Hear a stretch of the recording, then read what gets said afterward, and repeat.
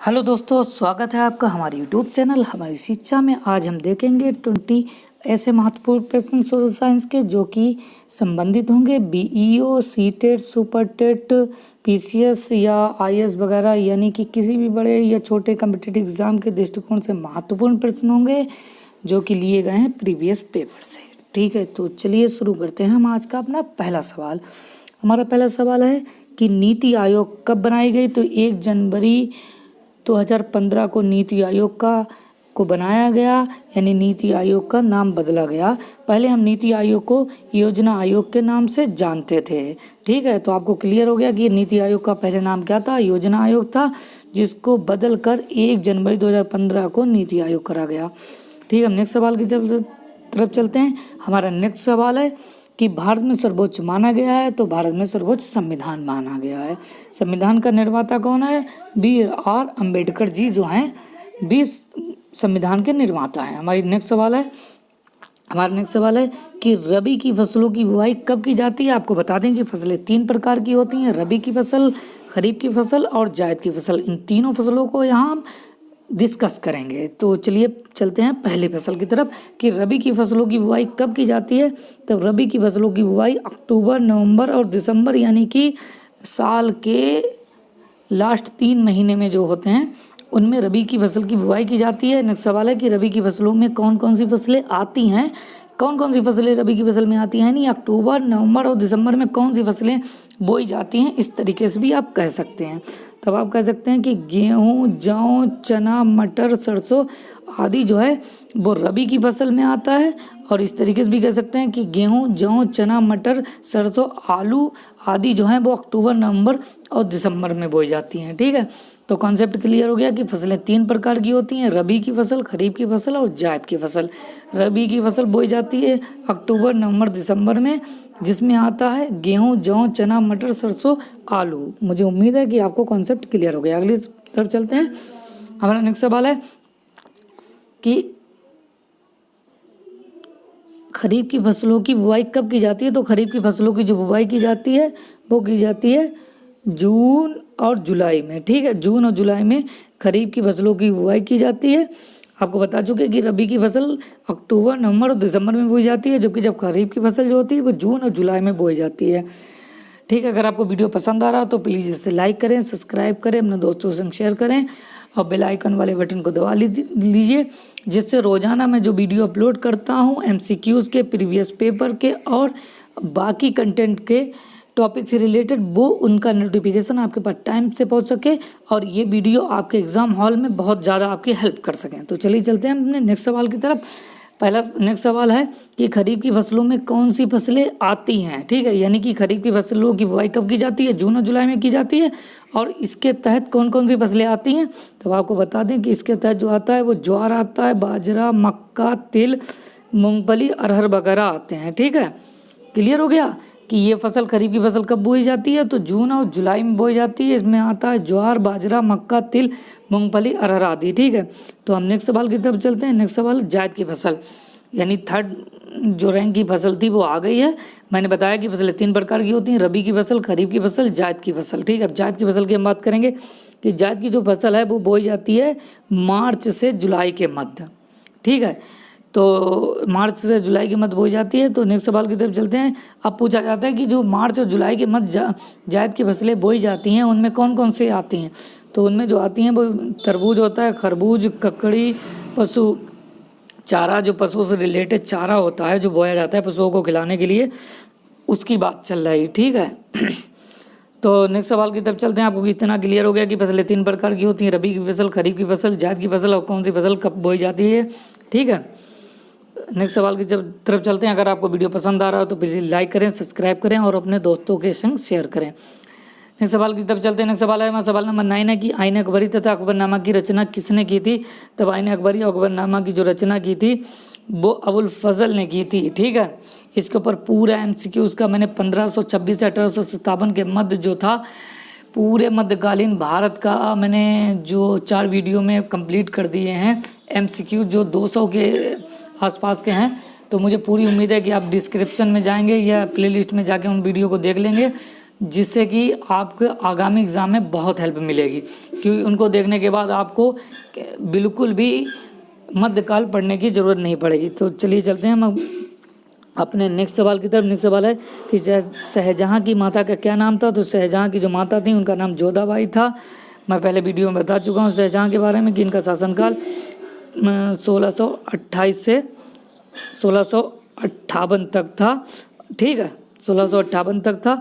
और इन्होंने 1632 में ताजमहल का निर्माण स्टार्ट किया था, ठीक है। इस पूरा कॉन्सेप्ट मैं पिछले वीडियो में पढ़ा चुका हूँ।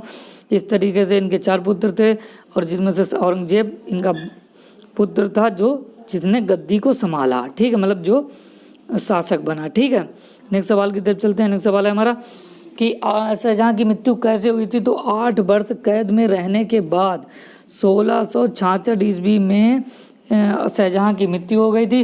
अब अगर आपसे पूछ लिया जाए कि शाहजहाँ को कैद में क्यों डाला गया था, तो जो इन्होंने जनता यानी प्रजा के पैसे ताजमहल बनवाया था, इसी बेसिस पर औरंगजेब ने शाहजहाँ यानी अपने पिता को कैद में डाल दिया, जिनकी मृत्यु 1666 ईस्वी में 8 वर्ष जेल में रहने के बाद, कैद में रहने के बाद हो गई। मुझे पूरी उम्मीद है कि आपको कॉन्सेप्ट समझ में आ गया होगा। नेक्स्ट सवाल की तरफ चलते हैं। नेक्स्ट सवाल है कि दीन इलाही धर्म स्वीकार करने वाला प्रथम हिंदू और अंतिम हिंदू कौन था। तो बीरबल प्रथम और आखिरी हिंदू थे जिन्होंने दीन इलाही धर्म स्वीकार किया। और दीन इलाही धर्म किसने स्टार्ट किया था, तो आपको हम बता दें कि अकबर की पैदाइश 1542 ईस्वी में हुई थी। 1556 ईस्वी में ये शासक बने थे और 1556 ईस्वी में ही 1556 ईस्वी में ही इन्होंने सेकेंड जो पानीपत का युद्ध हुआ था, जो हेमू के मध्य हुआ था, उसको इन्होंने विजय प्राप्त की थी, ठीक है। नेक्स्ट सवाल की तरफ चलते हैं। नेक्स्ट सवाल है हमारा, अगर आपको वीडियो पसंद आ रहा हो तो प्लीज़ लाइक करें, सब्सक्राइब करें, अपने दोस्तों के संग शेयर करें, जिससे रोजाना जो हम वीडियो अपलोड करते हैं उसको नोटिफिकेशन आपके पास टाइम से पहुंच जाए। नेक्स्ट सवाल है कि भारतीय राष्ट्रीय कांग्रेस की प्रथम महिला अध्यक्ष कौन थी। तो एनी बेसेंट जो थी वो प्रथम महिला अध्यक्ष थी। आपसे बोल लिया जाए कि भारतीय राष्ट्रीय कांग्रेस का संस्थापक कौन था, या भारतीय राष्ट्रीय कांग्रेस का प्रथम अध्यक्ष कौन था, या भारतीय राष्ट्रीय कांग्रेस की स्थापना कब हुई, इन तीनों सवालों के जवाब हम अभी आपको दे रहे हैं। तो भारतीय जो राष्ट्रीय कांग्रेस थी उसके जो संस्थापक थे वो A.O. ह्यूम थे, और जो भारतीय राष्ट्रीय कांग्रेस के प्रथम अध्यक्ष थे वो बोहेमेश चंद्र बनर्जी थे, और जो भारतीय राष्ट्रीय कांग्रेस की स्थापना हुई वो 1885 ईस्वी में हुई, ठीक है। तो आपको इतना कॉन्सेप्ट क्लियर हो गया होगा कि भारतीय राष्ट्रीय कांग्रेस की स्थापना संस्थापक जो थे वो A.O. ह्यूम थे, जो प्रथम अध्यक्ष थे वो बोहेमेश चंद्र बनर्जी थे, और जो स्थापना हुई थी वो वर्ष था 1885। नेक्स्ट सवाल की तरफ चलते हैं। हमारा नेक्स्ट सवाल है कि महात्मा गांधी द्वारा चंपारण सत्याग्रह शुरू हुआ था, कब हुआ। तो 1917 में चंपारण का जो सत्याग्रह था वो शुरू हुआ था, और किसने शुरू किया था, महात्मा गांधी द्वारा शुरू किया गया था। महात्मा गांधी से रिलेटेड बाकी MCQs भी हम डिस्कस कर चुके हैं, उसके लिए आपको प्लेलिस्ट में जाना पड़ेगा और वहाँ से देखना पड़ेगा, ठीक है। तो और साथ ही साथ हम बता दें कि करो या मरो का नारा भी महात्मा गांधी ने दिया, और 8 अगस्त 1942 को भारत छोड़ो आंदोलन भी महात्मा गांधी ने ही चलाया था। कब चलाया था, 1942 में भारत छोड़ो आंदोलन भी महात्मा गांधी ने चलाया था, ठीक है। हम अपने नेक्स्ट सवाल की तरफ चलते हैं। हमारा नेक्स्ट सवाल है कि विश्व का सबसे बड़ा लिखित एवं सर्वाधिक व्यापक संविधान किसका है। तो भारत का है, ठीक है। आपसे अगर पूछ लिया जाए किसका सबसे बड़ा लिखित और सर्वाधिक व्यापक संविधान है, तो भारत का है। अब भारत का संविधान के निर्माता कौन है, हम आपको बता चुके हैं, B.R. अम्बेडकर जी हैं, ठीक है, जो उस समय चुनकर आए थे पश्चिम बंगाल से, ठीक है। नेक्स्ट सवाल की तरफ चलते हैं। नेक्स्ट सवाल है हमारा कि 1909 के एक्ट को दूसरे किस नाम से जानते हैं। तो मार्ले मिंटो सुधार नाम से जानते हैं 1909 के एक्ट को। नेक्स्ट सवाल की तरफ चलते हैं। नेक्स्ट सवाल है कि भारत सरकार का संवैधानिक अध्यक्ष कौन होता है। तो भारत सरकार का जो संवैधानिक अध्यक्ष होता है वो राष्ट्रपति होता है, और हम राष्ट्रपति को महाभियोग के माध्यम से उसके कार्यकाल पूरा होने से पहले हटा सकते हैं, यानी संसद जो है राष्ट्रपति पर महाभियोग लगाकर उसे उसके कार्यकाल से पहले हटा सकती है, ठीक है। हम नेक्स्ट सवाल की तरफ चलते हैं। नेक्स्ट सवाल है हमारा कि 42वें संशोधन द्वारा संविधान के किस अनुच्छेद में मौलिक कर्तव्यों को जोड़ा गया है। तब हम आपको बता दें कि 51A के तहत 51A के तहत मौलिक कर्तव्यों को जोड़ा गया है। साथ ही साथ हम आपको बता दें कि अगर आपसे पूछ लिया जाए कि वो कौन सा आर्टिकल है जिसके जरिए, जिसकी हेल्प से, जिसकी मदद से हम संविधान में संशोधन कर सकते हैं, वो अनुच्छेद कौन सा है, तो इसके ऊपर वीडियो मैंने बनाया है। फिर भी मैं बीच बीच में प्रीवियस वीडियो के 1-2 क्वेश्चन डिस्कस करता रहता हूँ, जिससे अगर आपने पिछले वीडियो देखे हैं तो आपको रिवाइज होता रहे। ठीक है, तो जो संविधान संशोधन की प्रक्रिया है वो हम 368 आर्टिकल के तहत कंप्लीट करते हैं। यानी 368 जो आर्टिकल है वो हमें ऐसी फैसिलिटीज़ प्रोवाइड कराता है जिससे कि हम संविधान में संशोधन कर सकें।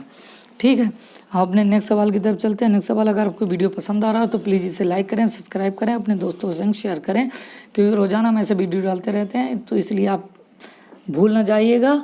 और अगर आपको सीरियस है एग्ज़ाम के लिए तब आपको सीरियसनेस से पढ़ना ही पड़ेगा। ठीक है, हमारा नेक्स्ट सवाल है हमारा कि भारत में कार्यपालिका का अध्यक्ष कौन होता है। तो भारत में कार्यपालिका का जो अध्यक्ष होता है वो राष्ट्रपति होता है। ठीक है, राष्ट्रपति होता है। हम आपको बता दें कि भारत में राष्ट्रपति को जो शपथ दिलाता है वो सुप्रीम कोर्ट के जो मुख्य न्यायाधीश होते हैं वो राष्ट्रपति को शपथ दिलाते हैं। और आपको बता दें कि राष्ट्रपति से के साथ ही साथ कुछ फैक्ट मैं अदर भी डिस्कस करता चलता हूँ कि एक होता है राज्यपाल। ठीक है, राज्यपाल जो होता है वो राज्य का जो राज्यपाल होता है वो शपथ किसे दिलाता है। राष्ट्रपाल जो होता है वो राज्य के मुख्यमंत्री को शपथ दिलाता है। और साथ ही साथ एक फैक्ट मैं आपको क्लियर कर दूं कि भारतीय संविधान में राज्यपाल को हटाने की कोई व्यवस्था नहीं है। ये एक ऐसा पॉइंट है जिसको आपको नोट डाउन करना चाहिए कि भारतीय संविधान में राज्यपाल को हटाने की कोई व्यवस्था नहीं है। राष्ट्रपति को हम हटा सकते हैं। संसद जो है महाभियोग के माध्यम से राष्ट्रपति का शासनकाल पूरा होने से पहले हटा सकती है, बट संविधान जो है वो राज्यपाल को हटाने की फैसिलिटीज़ हमें प्रोवाइड नहीं कराता है। ठीक है, नेक्स्ट सवाल की तरफ चलते हैं। नेक्स्ट सवाल है हमारा, राज्यसभा का सभापति कौन होता है। तो राज्यसभा का सभापति जो होता है वो उपराष्ट्रपति होता है। ठीक है, और उपराष्ट्रपति को शपथ कौन दिलाता है। उपराष्ट्रपति को शपथ जो है वो राष्ट्रपति दिलाता है। तो जितने भी चीज़ें आपको कॉन्सेप्ट क्लियर हो रहा है उनको आप कमेंट बॉक्स में लिख कर दीजिए। जो भी सवाल को जवाब आपको आते हैं उनको आप लिख कर दीजिए, क्योंकि जो चीज़ हम लिख कर देखते हैं या जो अपनी आंखों से देखते हैं उनका जो नॉलेज है वो हमारे माइंड में स्थायी होता चला जाता है। मिसाल के तौर पे मान लीजिए कि अगर आपको कितना भी याद करना पड़े कि हुमायूं टॉम यानी हुमायूं का मकबरा दिल्ली में है, आपने कई मरतबा याद किया होगा और भूल गए होंगे, लेकिन अगर आप दिल्ली जाके हुमायूं टॉम यानी हुमायूं का मकबरा देख आए हैं तब आप उसके बाद आपको हुमायूं टॉम को याद करने की ज़रूरत नहीं पड़ेगी। आप याद करना भी नहीं चाहेंगे, आपको याद रहेगा, क्योंकि आपने वहाँ जाके देखा है। आपको मालूम है कि मैं एक बार दिल्ली गया था, वहाँ मैंने हुमायूं का मकबरा देखा। तो जो चीज़ें हम लिख लेते हैं या देख लेते हैं, जिनका भ्रमण कर लेते हैं, वो चीज़ें हमारे माइंड में स्थायी हो जाती हैं, उनको हमें याद करने की ज़रूरत नहीं पड़ती है। और उम्मीद करते हैं कि आपको वीडियो पसंद आया होगा। तो चलिए चलते हैं, और आप हमारे चैनल को सब्सक्राइब कर लीजिए जिससे नेक्स्ट वीडियो आप तक आसानी से पहुंच जाए। धन्यवाद, शुक्रिया।